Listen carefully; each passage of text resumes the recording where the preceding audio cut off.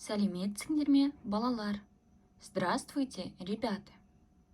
Сегодняшняя тема урока – ягненок милый.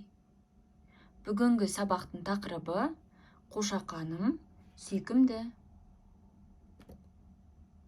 Открываем тетради и пишем сегодняшнее число.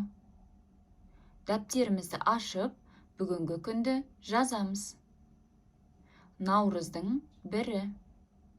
Жаңа сөздер. Новые слова. Қошақан. Ягненок. Құлыншақ. Жеребенок. Сүйкімді. Милый.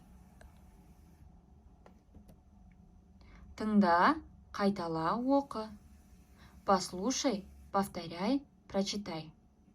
Бұл менің қошақаным.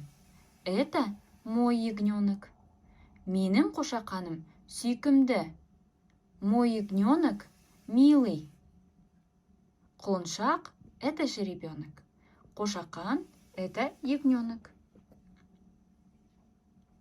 Менің атам мен апам ауылда тұрады.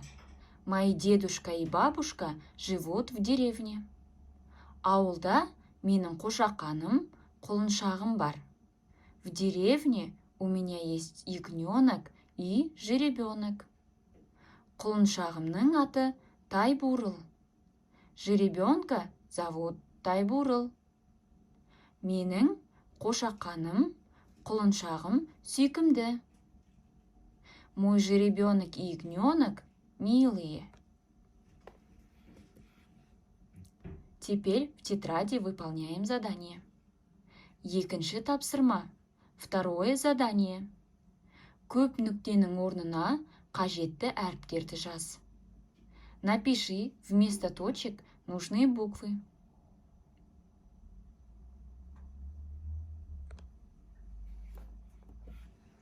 Ребята, выполняем и отправляем задание до 12:00 вечера. Балалар, тапсырманы орындап, түнгі 12:00-ге дейін жібереміз. Всем удачи, барлығыңа сәттілік. Ребята, напоминаю, задним числом оценки не выставляются, поэтому отправляем задание вовремя.